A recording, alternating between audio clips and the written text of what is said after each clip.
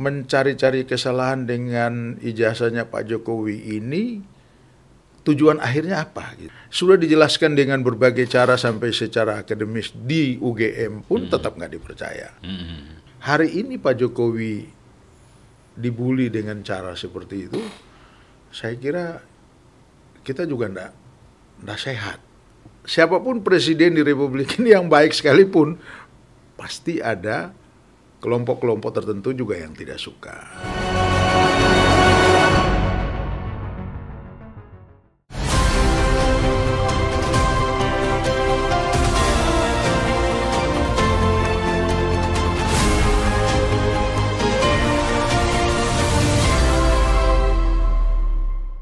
Sobat Leader, kembali kita berjumpa dari Menara Kartika Chandra, Jakarta. Inilah Leader Channel TV. Selamat datang di Leader Channel, ruang rakyat berbicara. Tanpa sensor, tanpa takut, meski jawabannya bisa bikin banyak orang kepanasan. Kita sambut Ketua Umum Bara JP, Bung William Frans Ansanai. Selamat datang, Bung Frans. Ya, terima kasih Pak Freddy. Bara JP itu barisan yang kita kenal adalah barisan relawan Jokowi Presiden. Ya. Masih Jokowi Presiden. Ya, jadi begini Pak Freddy, kita memang awalnya satu dekade itu Jokowi Presiden. Tapi di satu kongres agenda organisasi 2019 kita sudah menyiapkan nama manakala Pak Jokowi tidak lagi jadi presiden. Tidak lagi ketiga periode.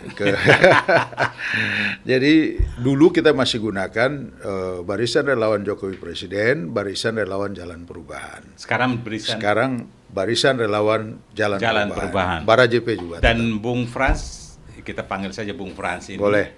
Terpilih dalam kongres baru-baru ini ya, sebagai Ketua Umum ya. Iya, kita ada kongres 18 sampai 20 Juni 2025 di Wisma Pencaksilat, Taman Mini, dan saya terpilih. Publik bertanya akhir-akhir ini, ijazah Jokowi sah atau tidak? Gibran Wapres yang kini karena merit atau dinasti? Ya. Ini pertanyaan semua nih. Ya. Dan Jokowi sendiri baru-baru ini meminta relawannya, termasuk Bara JP, Ya. agar dukung Prabowo Gibran 2 periode. Ya. Pertanyaannya, ini barisan rakyat, relawan, atau barisan keluarga nih, Pak Ketua Umum? Iya, kalau saya ingin menyampaikan ini Bara JP ini barisan rakyat. Artinya rakyat yang betul-betul mendambakan kepemimpinan seorang negarawan seperti di eranya Pak Jokowi. Jadi rakyat yang menggabungkan diri di dalam irisan-irisan tertentu, relawan, dan kami menyuarakan suara rakyat. Waktu pertama kali mendukung Pak Jokowi menjadi presiden itu komunitas rakyat, yang kemudian kita menamakan diri Barisan Relawan Jokowi Presiden. Kemudian mendeklarasikan Barisan Relawan Jokowi Presiden di Gedung Indonesia Menggugat di Bandung di tahun 2013. Waktu beliau masih menjadi Gubernur DKI. Nah, kemudian semangat ini kenapa kita suarakan? Ini kan rakyat yang mendambakan gitu. Dari Sabang sampai Merauke. Kebetulan saya mewakili Papua. Nah, kita butuh pemimpin nasional yang tahu bahwa negara ini begitu besar. Negara ini pluralismenya tinggi. Perbedaan agama, perbedaan budaya, sosial, dan sebagainya. Dan kalau dibangun dengan pengalaman-pengalaman sebelumnya, kami ini Papua, saya ambil contoh aja Papua, mungkin daerah lain juga beda-beda tipis ya. Kami Papua itu sejak bergabung menjadi bagian dari Negara Kesatuan Republik Indonesia, jujur saja kami wilayah yang sangat kaya, tetapi di sana bagaikan tikus mati di lumbung padi. Betul. Artinya saya mewakili jeritan masyarakat Papua untuk menyampaikan kita butuh pemimpin seperti Pak Jokowi. Kebetulan saat itu saya masih pegawai negeri di Pemda DKI dan saya merasakan bagaimana Pak Jokowi membuat gebrakan waktu menjadi gubernur DKI. Nah, karena itu saya pribadi langsung resign jadi pegawai negeri. Ya, dan saya ikut dalam pergerakan itu untuk profesional, ikuti aturan. Saya ingin katakan begini, waktu 2014 kami kongres pertama, saya minta waktu kepada ketua umum 1 jam bersama Jokowi. Saya ingin presentasikan masalah Papua, dan waktu itu disiapkan. Kemudian saya menyampaikan di istana apa di rumahnya? Di Asrama Haji Taman Mini. Beliau belum menjadi gubernur, belum menjadi presiden. Belum jadi presiden 2013. Tapi kami optimis beliau jadi presiden dengan kerja-kerja relawan, semangat aktivis yang begitu kuat seluruh Indonesia. Kami kumpul di Asrama Haji. Waktu itu saya menyampaikan ada 7 poin, dan saya manggil beliau Bapak Presiden, walaupun proses masih di Mahkamah Konstitusi. Yang sementara tolak tarik waktu itu kan melawan Pak Prabowo juga kan. Nah, kita butuh seorang negarawan, seorang presiden yang mampu untuk melihat dari daerah ke kota, dari desa ke kota. Tapi menarik, Bung Frans ini kan asli Serui, Papua, terpilih jadi ketua umum BARA-JP ini.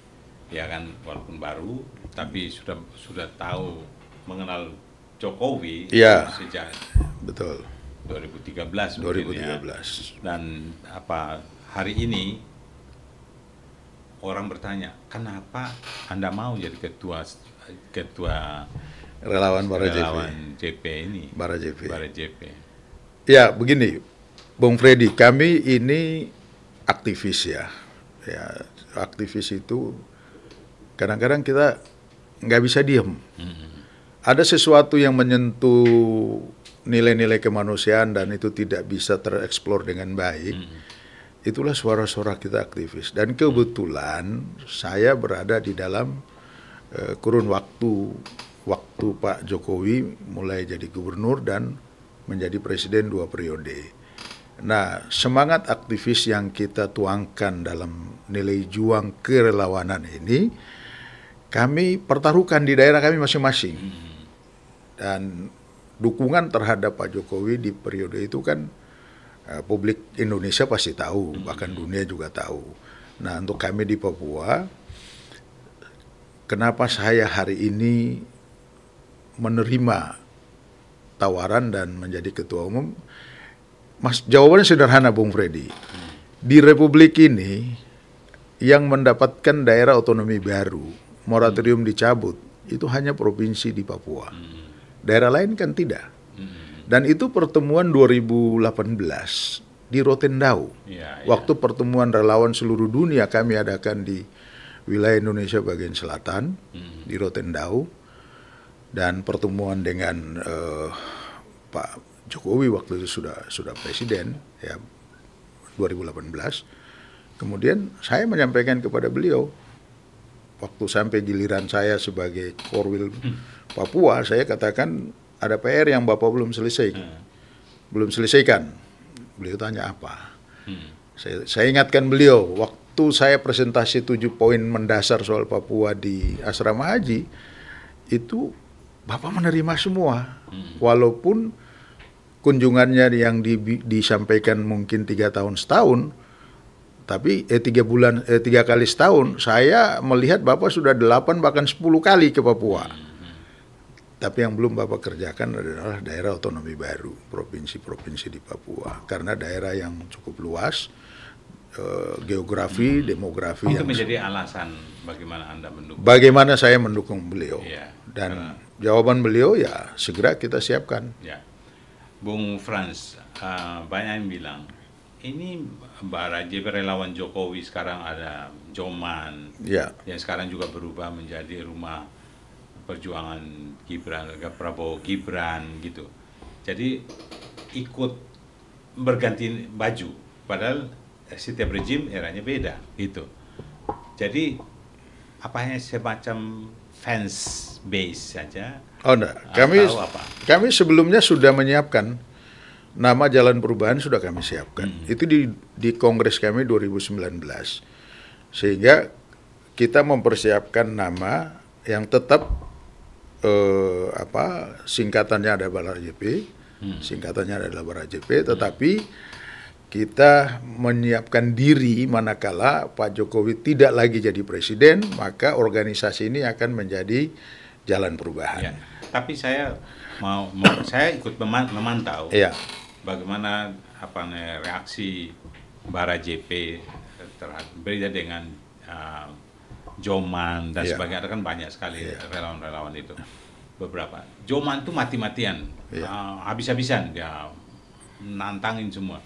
Bara JP itu lebih kritis, dukung tapi dengan kritis. Apa membedakan kalian itu?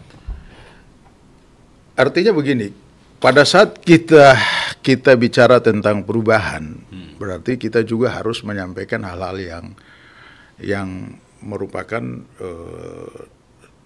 seruan dari masyarakat. Kan kita melihat kondisi real masyarakat di lapangan. Dan karena itu program keberlanjutan nawacita yang diterjemahkan Pak Prabowo atau tidak, tapi tanggapan kami, kesepakatan Pak Prabowo dan Pak Jokowi saat masih jadi presiden, akan melanjutkan program-program nawacitanya Pak Jokowi, keberlanjutan. Tapi sekarang gimana? Ya kalau sekarang kita melihat dari desain programnya Pak Presiden Prabowo, beliau melakukan inovasi dengan ada 17 program prioritas seperti makan MBG, kemudian itu bukan dari program aslinya Prabowo, Jokowi MBG. Maksudnya Enggak, ini MBG itu MBG ya programnya Pak Prabowo kan, ya, tapi bukan Jokowi kan ya. Kemudian ada Koperasi Merah itu Putih, pengembangan. Oke. Kalau kritik berbeda, bisa mengkritik kritis terhadap melihat sesuatu, apakah Bara JP juga bisa ada kritik kepada pemerintahan saat ini Prabowo Gibran? Jadi begini, waktu kongres kemarin begitu saya terpilih, ada dua hal yang saya sampaikan sebagai ketua umum. Pertama, kita mendukung Prabowo Gibran 2 periode. Itu sudah merupakan kebijakan organisasi saat saya memimpin organisasi Bara JP. Dan yang kedua, kita akan mensosialisasikan program-program Astacita dan prioritas. Kenapa demikian? Karena ini program ada yang merupakan keberlanjutan dari Pak Jokowi, Presiden ke-7. Tetapi di dalam kita sosialisasikan dan kemudian kita menemukan ada hal-hal yang belum dirasakan oleh masyarakat, maka kita boleh mengkritisi. Tapi mengkritisinya itu tidak dengan pola-pola yang liar. Apa kritik Anda? Dalam pelantikan kepengurusan yang saya lantik di Gedung Juang, saya sampaikan bahwa kita akan mengkritisi lewat jalur sarana-sarana politik. Misalnya, kita mengkaji sesuatu yang belum dirasakan oleh masyarakat, kemudian kita datang ke DPR misalnya. Jadi kasih jalur-jalur terhormat. Jalur terhormat. Formal. Nah, jadi tidak di media. Di media juga akan menjadi konsumsi media kalau kita keluar dari parlemen.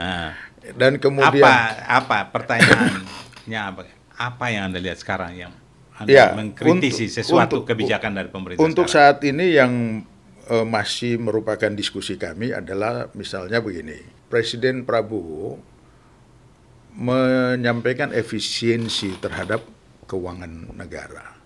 Dan ini kan saya nggak tahu daerah lain, tapi sampai di Papua saya kira keluhannya sama, karena biaya operasional kabupaten, kota, dan provinsi ini kan dipangkas semua. Nah ini kita sedang menyusun secara baik untuk kita menyampaikan kepada beliau Jadi secara maksudnya langsung. supaya harus tidak boleh generalisir, tapi Nggak mesti boleh. ada parsial. Daerah ini tidak boleh, ini harus. Ini Apalagi boleh yang dipotong. pendapatan asli daerahnya sudah settle kan tidak ada masalah. Iya, iya. Tapi kalau daerah yang belum PAD-nya terpenuhi dengan baik, itu kan sangat dirasakan. Jadi apa yang bisa kita harapkan dari para kepala daerah? Kalau daerahnya seperti di Papua, di NTT, di Maluku misalkan, atau di daerah-daerah lain di Sumatera atau di Kalimantan yang akibat dari efisiensi anggaran pemotongan itu mereka mau kerja apa untuk Betul. masyarakat.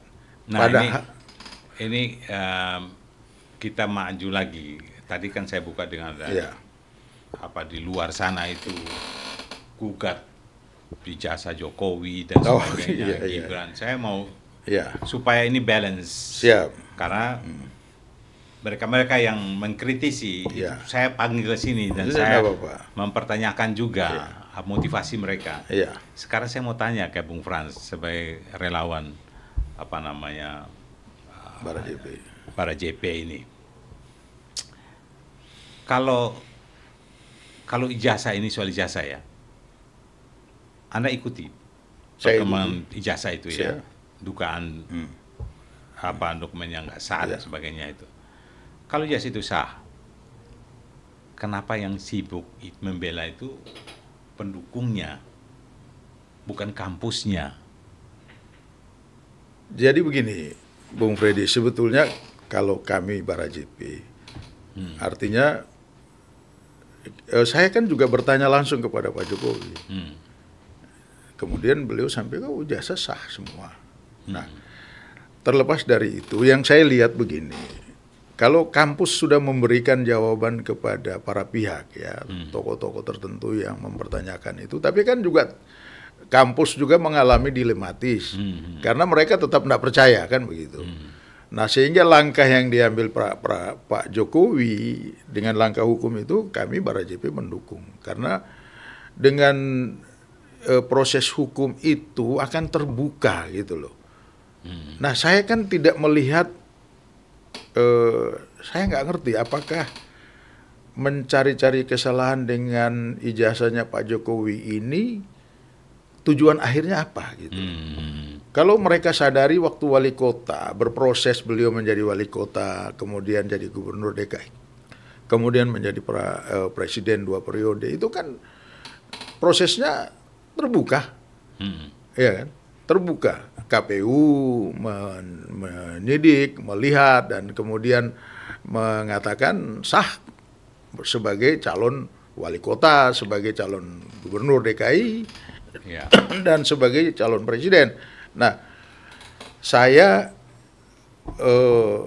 kalau di Bung Freddy menanyakan sikap saya sebagai ketua umum Bara JP menanggapi para pihak seperti kawan-kawan Roy Suryo, CS dan lain-lain, saya kira mereka punya hak untuk bertanya dalam alam demokrasi. Tapi saya ingin katakan bahwa demokrasi kita juga jangan kebablasan, ya, jangan kebablasan mendelegitimasi seseorang yang punya jasa terhadap negara. Saya katakan kalau ijazahnya benar, terus kenapa kita harus bertanya? Kedua, sudah dijelaskan dengan berbagai cara sampai secara akademis di UGM pun tetap nggak dipercaya. Nah, saya kira mungkin malaikat datang pun juga nggak juga dipercaya, kan. Jadi saya ingin katakan begini, kalau kita berpolemik soal ijazah, negara ini dibangun oleh orang-orang yang belum tentu semua punya ijazah yang bagus. Pak, sebagai ketua umum dan mungkin di Bara JP, pernah nggak menuntut UGM supaya buka dokumennya? Secara formal belum, tapi dalam menanggapi pernyataan-pernyataan. Karena mereka memberi jawaban kan narasi toh, di media, tanpa harus menunjukkan dokumen. Tapi kalau Bara JP bisa nggak ambil terobosan? UGM tolong buka. Dalam seruan-seruan lewat beberapa pengurus kami di media, itu sudah menyampaikan, itu silakan aja prosesnya ke UGM. Kita mengarahkan ke sana. Karena ijazah itu kan kewenangan penuh ada di institusi pendidikan. Iya kan? Nah, kemudian polisi sudah melakukan cek terhadap keaslian apa tidak. Dan Pak Jokowi sudah melaporkan. Ya. Berarti kita menunggu saja apakah ijazah beliau itu asli atau tidak. Tapi saya ingin bilang bahwa karena saya bertanya langsung kepada Pak Jokowi, ya beliau katakan. Lihat nggak? Dia ketunjukin nggak? Oh ya enggak, kita enggak berani menyampaikan hal-hal sampai sedalam wartawan itu. pernah ditunjukin tapi nggak boleh foto. Ya, jadi tapi beliau selalu membuat ya namanya orang politisi ya. Iya. Jadi selalu membuat kepingin tahuan orang makin tambah terus ya. Mungkin dia membuat supaya maintain, ada yang bilang ini maintain rating dan sebagainya. Anda setuju?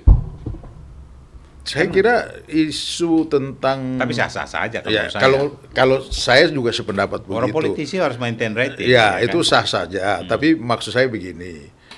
Dari upaya-upaya yang dilakukan oleh kawan-kawan yang menganggap itu ijazahnya tidak benar kan mestinya mereka juga tunjukin kepada kita kan susah juga kita mau mendapatkan hasil yang maksimal dari mereka. Saya mau sampaikan Bung Frans bahwa leader ini udah konsisten loh 5 periode, 5 serial majalah ini khusus. Walaupun kita dari 2012 kita sudah angkat nih next leader Jokowi. Waktu launching di Keraton Yogyakarta. Awal-awal kita fanatik juga melihat Jokowi ini from zero to hero. Siapapun akan merasa terpanggil untuk waktu itu kan yang menjadi itu elit semua, elit yang profesor, jenderal dan sebagainya yang punya atau anak presiden dan sebagainya, pokoknya keturunan-keturunan yang bagus lah. Jokowi ini kan dari pinggir kali, dia cerita sendiri kan. Lalu diangkat bersama PDI Perjuangan, mereka naik sampai jadi hero. Jadi hero. Sementara pertanyaan soal ijazah Jokowi ini, rakyat di bawah ini mau kerja apapun harus tunjukin ijazahnya. Kadang-kadang mereka harus tahan di perusahaan, ijazahnya ditahan gitu. Kadang-kadang orang pakai ijazah gak ada juga untuk dapat uang tambahan kan. Kadang-kadang itu jalan hidup. Nah sekarang ini kan memang tuntutannya adalah itu, tunjukin dong ijazahnya gitu. Nah pertanyaan saya, sebelum ijazah Jokowi makin mulai hilang dia punya bau-baunya di media, sekarang yang rame lagi Gibran. Nah Gibran langsung dianggap menjadi wapres, itulah kerap bapaknya. Jalan tol, semacam jalan tol. Apa komentar Anda? Saya kira begini, bahwa kita mengikuti secara bersama bahwa Gibran itu waktu diminta jadi wapres oleh Pak Prabowo, itu Pak Jokowi sudah melarang. Menyampaikan, nggak usah, biar dia di wali kota aja atau nanti mungkin gubernur Jawa Tengah, dia harus berproses. Itu dalam percakapan beberapa media yang mewawancarai beliau itu kan berulang-ulang disampaikan. Yang kemudian Pak Prabowo sendiri menyampaikan bahwa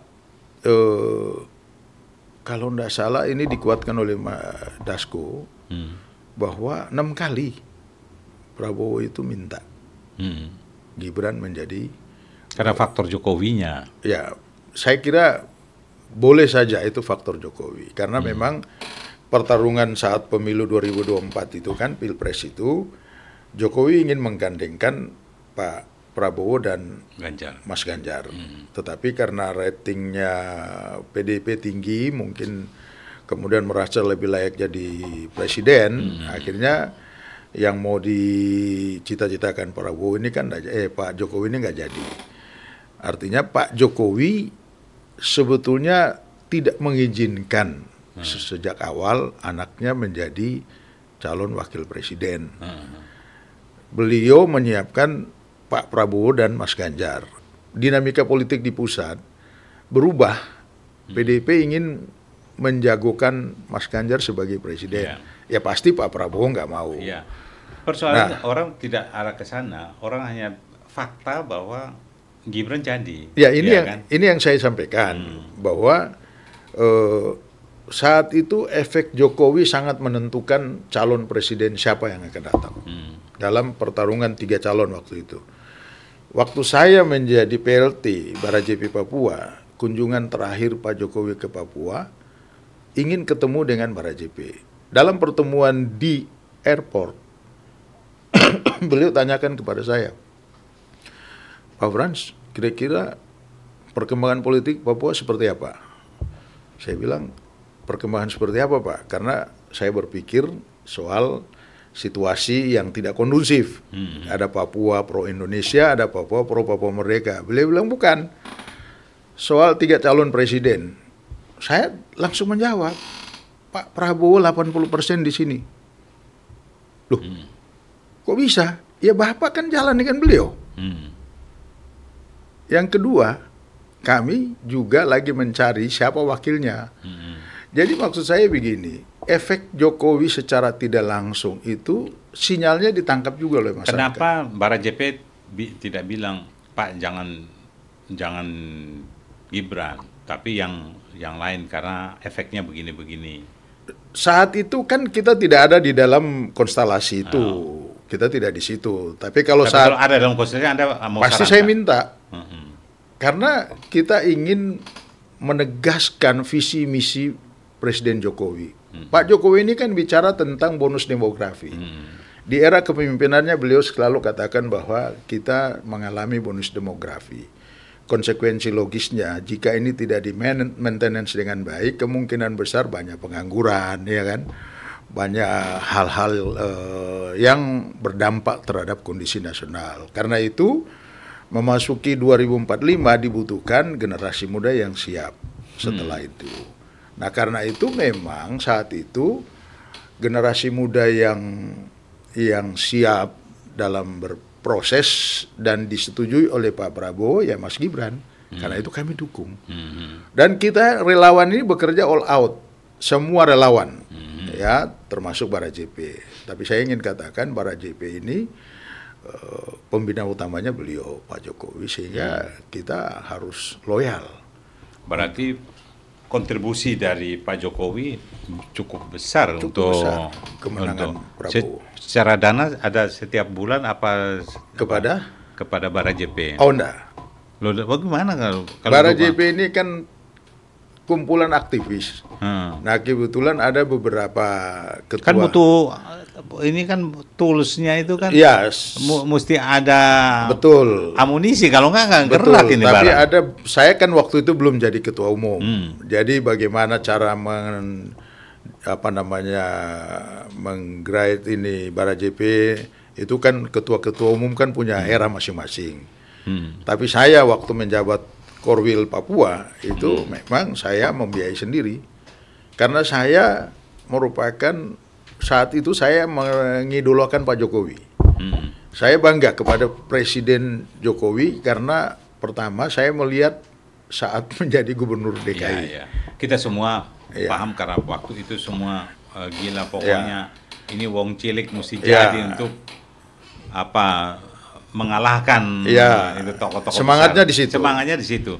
Dan tapi begitu hilang, Anda perasaan gimana kok di penghujungnya itu ketika berubah itu Pak Jokowi munculkan walaupun mau dibilang dukung atau tidak atau endorse atau tidak, tapi faktanya kan anaknya Pak. Ya artinya fakta itu kan kita harus counter juga kan bahwa faktanya juga Pak Prabowo juga ngomong bahwa saya yang minta kan begitu. Nah sehingga proses itu juga dibenarkan oleh Mas Dasko ya kan. Nah juga wakil ketua umum partai Gelora siapa namanya Fahri Hamzah dan ketua Golkar juga menyampaikan bahwa yang meminta Mas Gibran itu Pak Prabowo. Contoh misalnya Golkar menjagokan beberapa nama. Ada Pak Airlangga, ada juga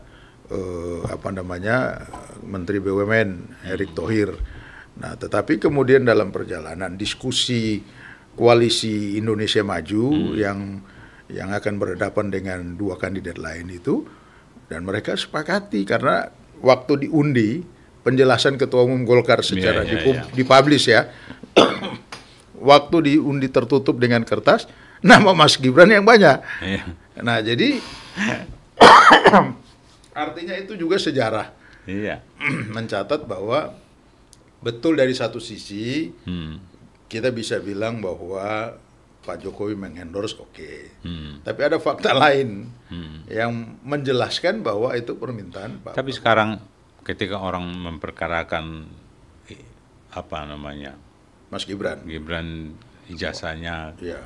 dan sebagai sama dengan bapaknya, ini kok kayak bapak dan anak sama saja ini gimana ini? Nah, kalau kan saya, ini publik ya. Indonesia ini kan apalagi orang yang awam atau ini melihat kok bisa, nggak bisa gitu. Ya, kalau saya boleh menanggapi hal seperti itu, saya ingin bilang begini, bahwa faktanya di lapangan kita dapati kunjungan Mas Gibran terakhir kemarin di Papua, dan saya lihat di media beberapa itu, hampir-hampir orang nggak sibuk soal ijazah ya. Mereka senang karena seorang anak muda.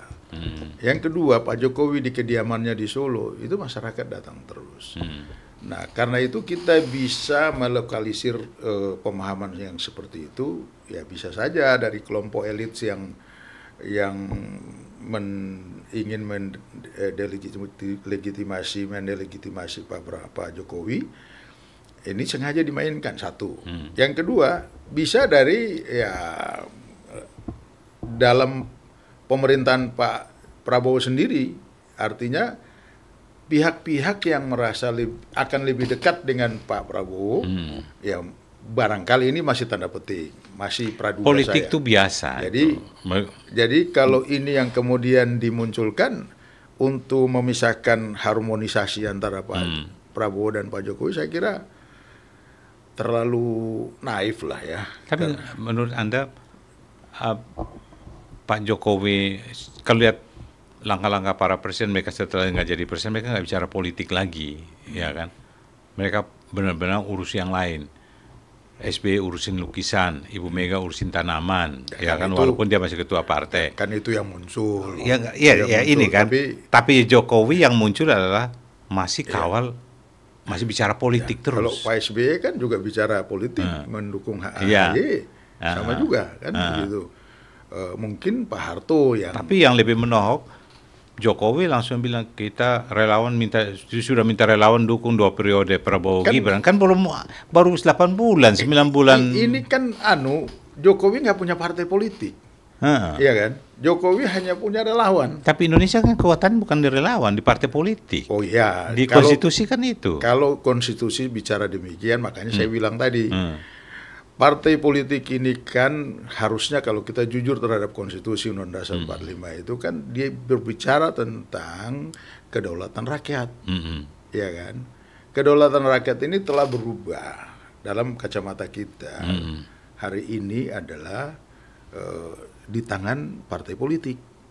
Partai politik menjelmah di parlemen dan berbicara tentang rakyat. Tapi apakah kepentingan rakyat terpenuhi? Ini kan juga jadi persoalan. Apapun, tapi mereka itu partai politik ada di konstitusi. Betul. Relawan tidak ada masalahnya. Tapi itu tetap kita akui. Kayak di sekarang era digital ini, orang semua punya komunitas banyak sekali. Mau tinggal bikin nama aja. Mau pendukung Prabowo, pendukung Gibran, silakan aja. Barajepe. Kalau ini bukan presiden, saya kira Barajepe juga nggak ada apa-apanya. Sebetulnya kalau orang melihat Barajepe setelah Pak Jokowi tidak jadi presiden, harusnya seperti itu kan. Tapi faktanya kan tidak. Iya kan? Begitu sekali saya menyampaikan pesan Pak Jokowi, kita kawal 2 periode, kita sosialisasikan program Pak Prabowo dan Mas Gibran supaya Indonesia ke depan lebih baik, kok jadi booming sana-sini. Kenapa relawan ini jadi partai aja? Kan punya massa sekitar 5 jutaan katanya punya pendukung. Iya, artinya begini, kita ini kan supaya jelas gitu loh. Atau kita ini di dalam relawan itu ada kader-kader partai lain juga yang punya semangatnya sama. Oh, dari partai lain. Partai lain ada. Jadi kalau bikin partai bisa bubar itu. Bisa bubar. Terus yang nah, kemudian itu contoh ya. Contoh dulu Nasdem. Ya. Itu kan awal ke Ormas. Ormas dulu baru Nasional jadi partai. Demokrat. Ya. Ada Budiman Sujatmiko, ada Sultan dan banyak macam. Hanya bubar kan. Saya pernah ditanya, Pak Freddy, itu Nasdem sebagai jadi partai atau jadi ormas saja? Saya bilang, ini jawaban saya jujur nih, saya bilang, kalau mau jadi partai, hari ini Anda bentuk, harus sekarang ini. Karena Anda akan berebut kekuasaan. Ya. Tapi kalau Anda mau jadi pemimpin, Ya. jadi ormas saja. Ya. Anda punya pemimpin, punya orang di mana-mana. Ya. Saya sepakat itu. Akhirnya dia pilih. Ya, Ini tapi sekjen yang tanya saya, sekjen dulu mantan Menteri Penerangan Kominfo itu. Iya. Akhirnya mereka Pak Joni Plate. bukan sebelum Joni Plate yang dulu masih Nasdem itu. Oh iya, iya. Dan begitu karena begitu bikin partai pasti banyak yang keluar. Benar, Sultan cabut semua. Orang-orang yang dulu bersama-sama cabut semua. Iya. Tapi akhirnya mereka jadi partai. Iya. Bagaimana berkuasa. Jadi pilihannya dua. Kalau mau jadi ormas, artinya menjadi pemimpin. Iya. Anda mau melihat ke bawah. Iya. Anda punya orang-orang yang Anda titipkan di sana itu pasti menjadi pemimpin. Tapi kalau jadi penguasa ya rebut jadi partai politik. Ya, tapi Anda mau pilih yang mana? Para JP mau jadi? Saya kira saya tetap pegang pada konsensus kami ya, para JP, bahwa kita tetap menjadi ormas dan ormas ini akan menjadi wadah perjuangan bagi rakyat. Kita menjadi penyambung lidah, menyampaikan hal-hal yang barangkali belum disentuh oleh pemerintah, baik di seluruh Indonesia di mana saja, dan itu menjadi kiprah kita hari ini. Jadi saya juga menjaga pengurus-pengurus organisasi kami yang berafiliasi dengan partai lain. Sebab kita masih pada kerangka berpikir kita butuh pemimpin nasional seperti Pak Prabowo. Ya. Kerja kami relawan mana saja, tapi untuk para JP adalah kita menaikkan ratingnya siapa yang menjadi dukungan kita. Jadi pada akhirnya juga nanti di pemilu 2029 itu kan berbeda konstelasinya. Apakah itu bukan pragmatis? Hanya pragmatis kan artinya kita lihat siapa yang bagus, kita dukung. Kan Ya, imbalannya kan kekuasaan. Iya, sekarang ini kan yang kita lihat adalah begini. Kita ini masih terinspirasi dengan masa depan bangsa kita. Ya kan? Yang tua-tua ini kan, yang memimpin hari ini kan akan habis. Ya, kita ingin menyampaikan sesuatu yang memang sudah dipikirkan jauh oleh Pak Jokowi tentang keberlanjutan pemerintahan kita ke depan. Negara ini mau kemana? Tapi kalau kemudian Mas Gibran baru mendampingi, kemudian ada cawe-cawe yang begitu liar dan sebagainya, terus kita harus mempersiapkan pemimpin masa depan yang harus seperti apa begitu. Konstitusi itu memang partai politik. Iya, betul. Tapi kan pada akhirnya partai politik juga membutuhkan relawan. Ya, rakyat. Untuk ya, rakyat, untuk komunitas. Bagaimana dia bisa memenangkan pertarungan itu. Nah, jadi kami masih dalam posisi itu. Kayaknya dominan relawan, yang tidak ada kritik kepada relawan, tapi kritiknya ke partai politik yang terbanyak. Ya, artinya begini, partai politik yang pasti juga sudah punya ancang-ancang ke depan seperti apa. Apalagi nanti mengajukan calon presiden ini kan 0%. Ya, toh? Koalisi partai dan partai politik. Sebagai orang Papua, ya. Orang Papua bagi saya untuk mendapat kekuasaan mudah, Pak Frans. Anda bicara di media dan tunjukkan integritas Anda. Karena siapapun pemerintahannya, mau Anda dukung atau tidak, pasti Anda salah satu pertimbangannya. Setuju Ya, nggak? saya sepakat aja. Dan sampai hari ini kan juga ada ya wakil menteri dalam negeri itu kan seorang perempuan. Iya, artinya dalam kekuasaan apa saja di Republik, perwakilan selalu Papua, ada, selalu ada. itu dipertimbangkan. Iya. Terpilih atau tidak, tapi banyak kan terpilih. Iya. Tapi Anda kalau ditunjuk jadi jabatan apapun, Anda mau jadi pemimpin atau hanya untuk berkuasa, cari kekuasaan itu. Kan banyak orang bilang kita ini surplus penguasa daripada pemimpin. Saya kira saya ingin mempertahankan sikap saya sebagai pemimpin yang mungkin dalam klasifikasi masih kecil, ya kan? Kalau saya ingin menjadi seseorang yang berkuasa, saya kira di era Pak Jokowi 2 periode loh. Dan itu kan beliau juga melihat relawan yang bekerja. Ada yang diangkat jadi... Anda dapat jabatan apa selama... Saya diajukan, saya nggak mau. Oh, pernah diajukan? Iya, saya nggak mau. Kenapa nggak mau? Kan bagus, kan itu... Saya ini mantan birokrasi. Terikat dengan satu waktu, terkungkung dalam proses yang menjenuhkan gitu. Dan saya lebih happy berada di semangat aktivis saya yang mula-mula dulu saya berbicara tentang perubahan negara, Papua kembali dalam NKRI dan menjaga siklus ini terus berjalan. Hari ini saya lebih happy seperti begini. Jadi soal jabatan bagi saya masih banyak orang yang mungkin bisa, dan banyak orang Papua juga diambil. Contoh, waktu Pak Jokowi pertama kali menjadi presiden 2014, itu perempuan Papua jadi menteri pemberdayaan perempuan dan anak. Itu profesor guru besar dari Universitas Cendrawasih. Itu kita mendorong. Nah, saya pribadinya tapi itu yang saya bilang. Saya bicara dengan seorang anak Papua yang punya integritas. Bung Frans ini, kalau kita lihat perjalanannya kan seperti itu dalam prosesnya. Tapi yang saya ingin kembali ke pernyataan eksplisit Jokowi mengajak relawan dukung Prabowo Gibran 2 periode, itu ada direspons oleh Prabowo bahwa dia sendiri tidak nyaman, kan, semacam tidak nyaman mendengar, seolah-olah tidak nyaman. Dia ingin nanti di kinerjanya ya baru dia bisa 2 periode apa enggak. Anda lihat itu ya, bahwa dia tidak nyaman itu kan seolah-olah, ya kan. Tapi mungkin juga nggak nyaman kan, baru 8 bulan, masa udah ngomong 2 periode. Saya kira apa yang disampaikan Pak Jokowi, Pak Prabowo, beliau ini kan bukan sekarang ini bukan tentara murni, bukan pengusaha murni, bukan juga politisi. Semua ini sudah menjadi satu kan. Dalam tampilan sebagai politisi wajar pernyataan itu disampaikan. Kan beliau sudah menjadi. Itu di forum PKS ya, di forum. Ya, itu bulan Maret kalau misalnya. Bulan Maret. Tapi Pak Jasman, ini kembali lagi, walaupun dukungan minta relawan dukung bla bla bla untuk 2 periode, tapi kalau rakyat punya pilihan lain, apakah Bara JP masih berada bersama Jokowi atau memilih jalan lain? Ya, saya kira sampai hari ini kita masih melihat semangat masyarakat Indonesia mendambakan seorang Jokowi.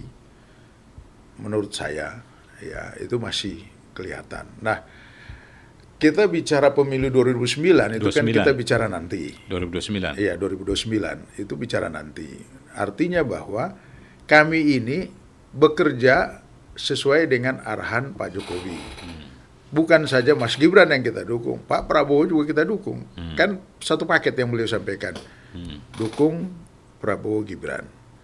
Nah, kan bisa saja di periode 2009 itu terjadi perubahan.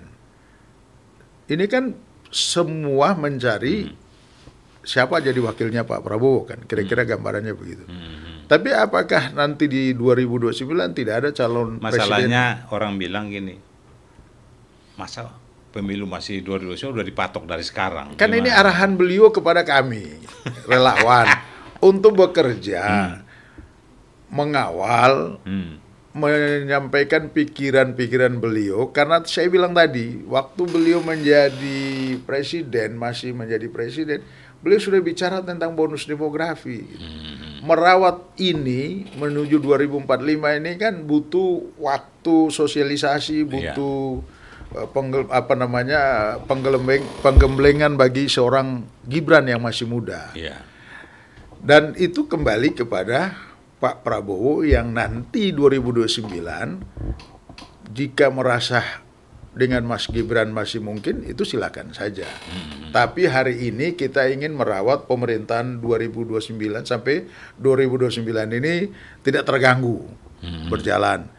Nah, untuk nanti dievaluasi di pemilu 2029 itu kan tergantung rating masing-masing pihak. Dan kalau kita bekerja secara baik, mendukung terus, dan Mas Gibran diminta sebagai wakil presiden, ya. Persoalannya Bung Frans sebagai Ketua Umum Jawa Barat JP, ini bukan persoalan dukung-mendukung. Ya. Pemerintahan Jokowi 10 tahun, ya, pasti tidak semuanya bagus. Ya. Sekarang orang-orang, para menterinya sebelumnya, orang-orang menjabat sebelumnya, sudah mulai di KPK-kan. Ya, ya. Bahkan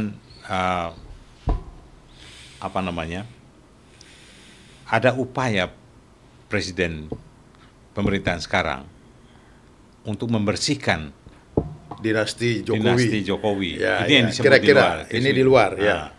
Apa Anda tidak protes itu? Saya kira Pak Jokowi sendiri tidak protes, dan beliau mendukung langkah-langkah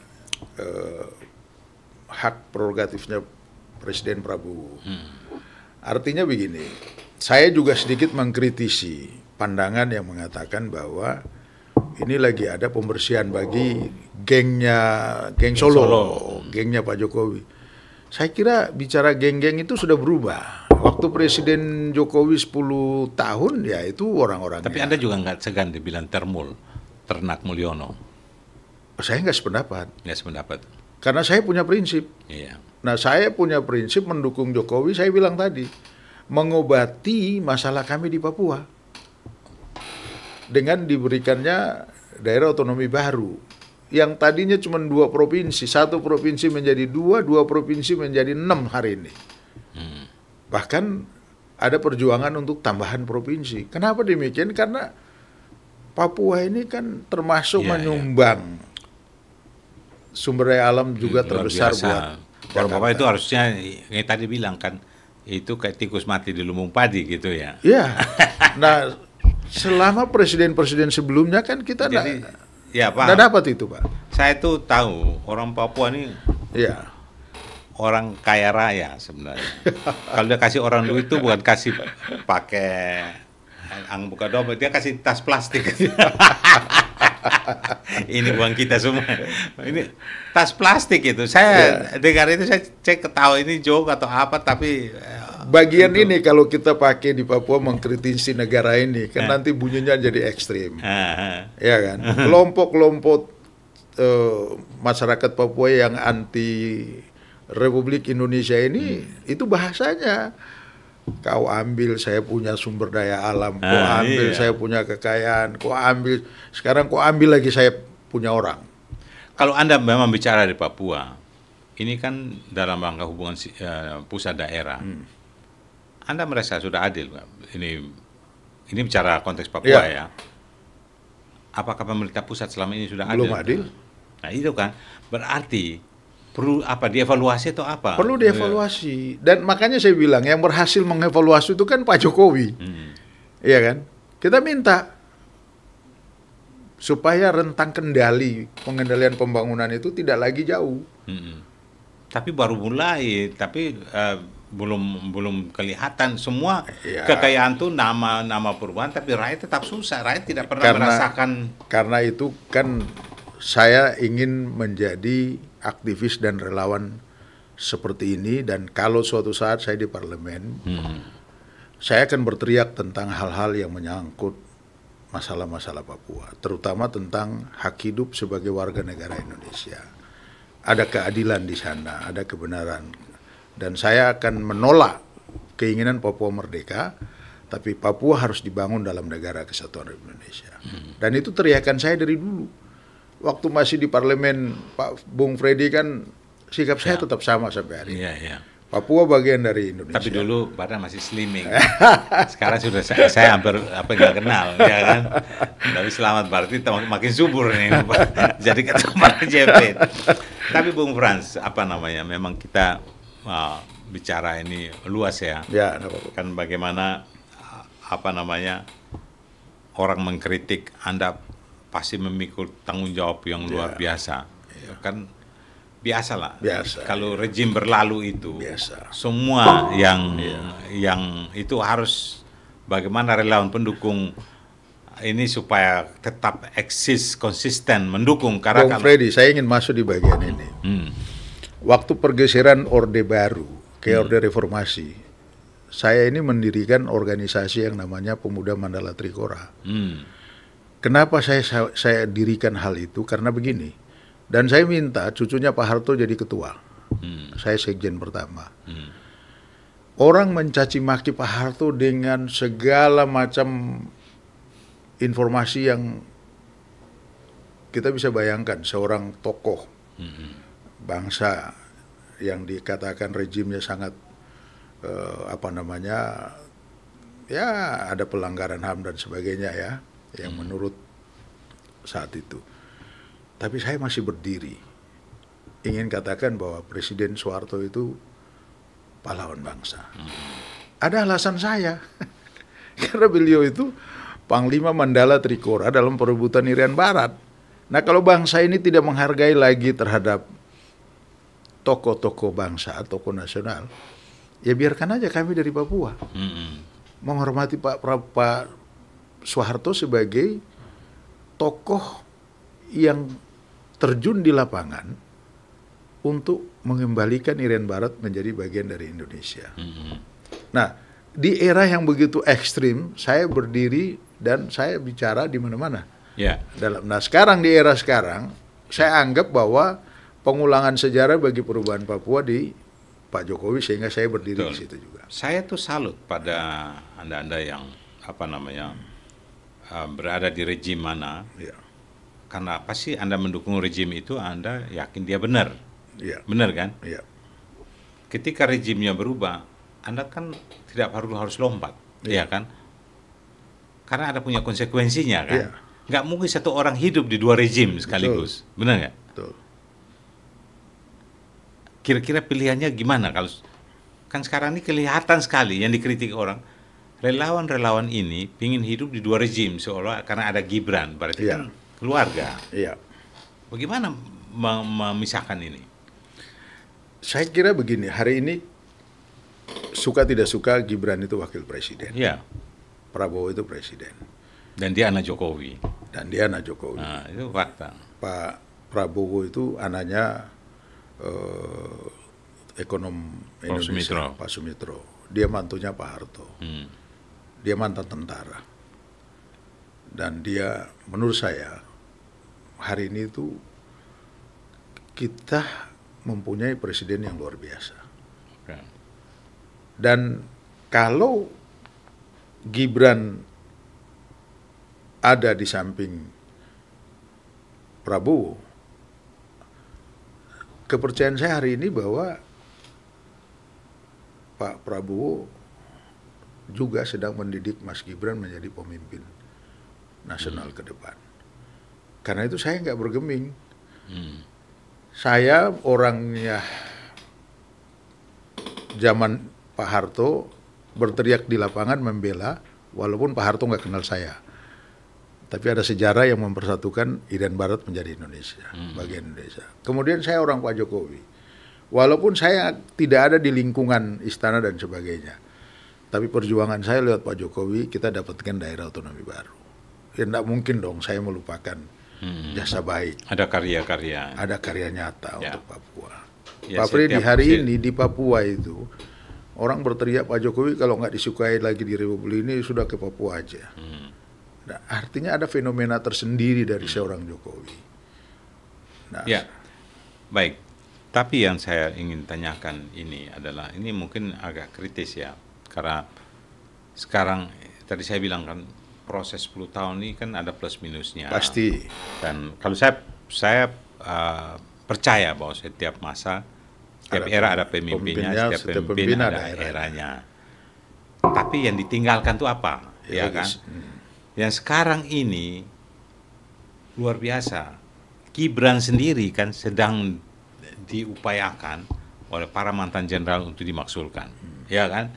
Dan muncul lagi kalau dari bawah pengacara-pengacara mengajukan gugatan perbuatan melawan hukum terhadap Gibran, dan ujungnya kalau Modamnya harus mundur. Artinya dari sisi pengadilan hukum sesuai konstitusi mereka sudah jalan ini, dan dari sisi politik tinggal bersambut. Kalau terjadi gimana sampai terjadi? Kalau Anda lihat proses ini dan kalau itu pun itu terjadi, saya kira begini Bung Freddy, bahwa Mas Gibran ini sudah melewati proses konstitusi. Oke, kita tahu. Putusan Mahkamah Konstitusi itu jelas. Yang kedua, tinggal kita menganalisa tuntutan para pihak ini seperti apa, gitu. Apa kepentingannya dan siapa yang merequest. Pasti itu pengadilan ya. Kan kita sekarang udah nggak bisa berkomentar. Tapi maksudnya itu kalau terjadi dan ini kan baru berandai-andai. Kalau ini terjadi dan terjadi ini, apakah Barajepi akan melakukan reaksi apa? Apa melakukan perlawanan? Apa gimana? Saya kira Barajepi ini kan kita melihat kepentingan masyarakat yang lebih banyak, ya kan?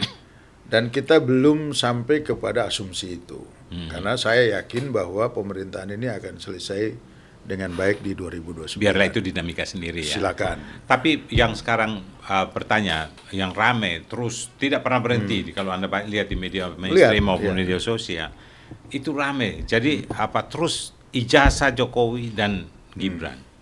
Ini jadi satu nggak pernah terjadi di kita sudah sepakat bahwa proses hukum jalan aja. Nah, pertanyaan saya, kalau satu hari ini terbukti ijazah Jokowi itu bermasalah, dan juga ada masalah-masalah hukum yang terkait di dalam pemerintahannya, apakah Barajepi itu masih tetap setia? Saya masih menghormati Pak Jokowi. Karena menghormati apa, pasang badan atau gimana? Kalau tergantung bagaimana kita bereaksi menghadapi itu. Tapi bagi saya begini, tadi di awal saya katakan bahwa ini kan menurut saya ada request tertentu lah untuk bagaimana Gibran itu tidak lagi menjadi wakil presiden, diminta mundur ya. Hanya karena faktor ijazah. Saya ingin bilang begini, dulu waktu saya merantau ke Jakarta, belum menjadi pegawai negeri, saya bekerja di perusahaan swasta, galangan kapal. Waktu dimintakan ijazah saya bilang, apa ijazah yang kerja, apa saya yang kerja? Ini saya mencoba mencontohkan yang saya alami. Kemudian saya juga membayangkan zaman dulu dalam mengusir penjajah, ya kan? Pejuang-pejuang kita itu tidak ditanya, Anda punya ijazah apa tidak? Tapi mereka semangat untuk membangun bangsa ini. Hari ini Pak Jokowi dibully dengan cara seperti itu, saya kira kita juga enggak sehat. NTT itu Jokowi asli, Papua, Maluku. Itu berapa kali tuh ke sana itu? Jadi janganlah kita melemahkan semangat rakyat terhadap seorang pemimpin yang telah membuat sesuatu. Di era Jokowi juga pinjaman juga utang luar negeri juga sampai berapa 10.000 triliun katanya. Kalau itu mas apapun bisa katanya. Dan itu kan pinjaman yang masih belum terbayarkan dan pinjaman yang harus dipinjam. Jadi kalau masih merupakan utang yang belum terbayarkan, terus kita menyampaikan meminta tambahan utang lagi, sementara ini belum bayar, terus dikalkulasi total, ya salah juga. Tapi Barajepi dukung pemberantasan pemberantasan korupsi dari Prabowo. Sangat mendukung. Saya kemarin ditanya soal ada pembersihan gerbongnya Pak Jokowi yang hari ini diambil contoh seperti Noel misalnya. Immanuel Ebenezer. Saya katakan bahwa sekarang Immanuel Ebenezer itu orangnya Pak Prabowo. Pak Prabowo tahu, Presiden tahu di sana ada korupsi yang memang sudah berjamaah sebelum dia menjadi wakil menteri. Kenapa tidak di-stopkan hal itu yang merugikan tenaga kerja, sertifikat tenaga kerja K3 itu. Nah, ya itu salahnya sendiri. Dan apakah dia ini terus kemudian harus orangnya Pak Jokowi? Tidak juga. karena beliau bergeser menjadi relawan Prabowo mania kan begitu. Jadi ya saya setuju Pak Prabowo itu dengan semangat pemberantasan korupsi, tapi kan satu yang belum itu undang-undang perampasan aset yang belum terselesaikan. Nah, tapi kalau apapun tindakan yang dilakukan dengan keras apapun, bahkan sampai orang bilang tanda kutip hukum mati itu koruptor, Anda dukung? Untuk perbaikan bangsa ini perlu satu itu, ya. Nah, hanya memang di Indonesia ini kan budayanya beda. Kita bicara di sini hukum mati dan sebagainya, tapi di belakang tembok, di belakang layar pun itu bisa berubah semua.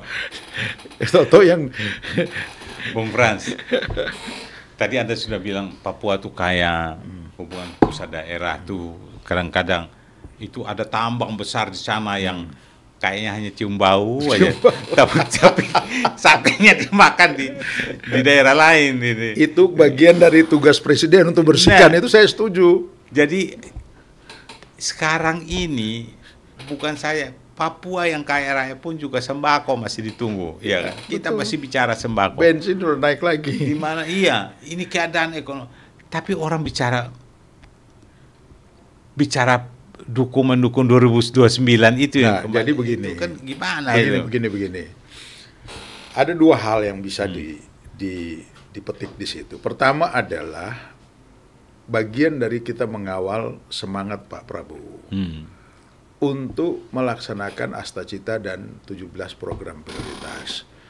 Nah, kalau ini tidak disorakan, apakah orang selain Bara JP atau para pihak partai-partai tertentu, ada kelompok-kelompok tertentu juga senang terhadap Pak Prabowo? Belum tentu juga.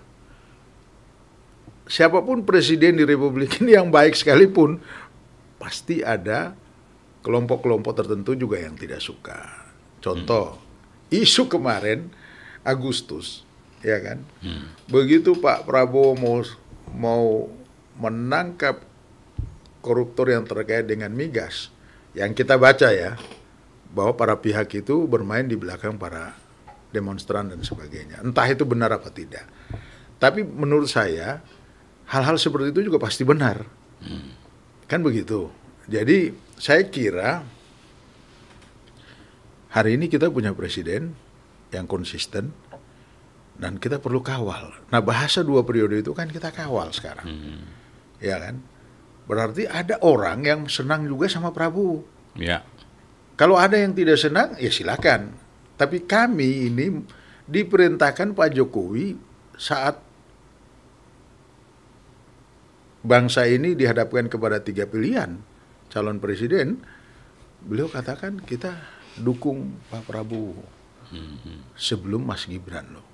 Tapi setelah diambil Mas Gibran ya kita tambah tancap gas. Kan begitu. Bung Frans, kita sudah di penghujung nih. Ya. Dari pembicaraan ini kita mulai dari ijazah Jokowi mendukung 2029, Gibran dan seterusnya. Apa yang bisa Anda simpulkan dengan kalimat pendek di sini? Saya ingin katakan begini. Indonesia ke depan memasuki era 2045, semangat yang ditanamkan oleh Pak Jokowi tentang bonus demografi yang harus diantisipasi, memerlukan generasi muda untuk memimpin bangsa ini ke depan.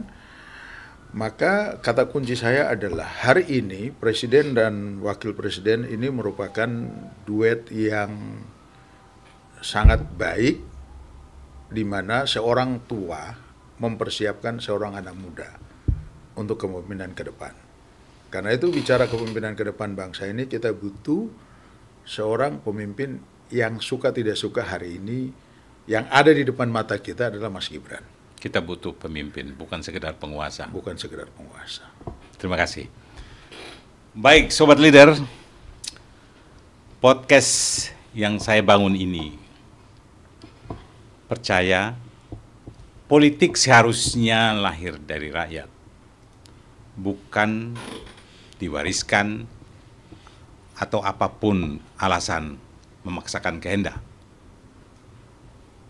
Rakyat akan menilai apakah Bara JP benar barisan rakyat atau barisan keluarga? Ya. Kita lihat nanti. Ya. Saya Fredin dulu, sampai jumpa lagi. Merdeka.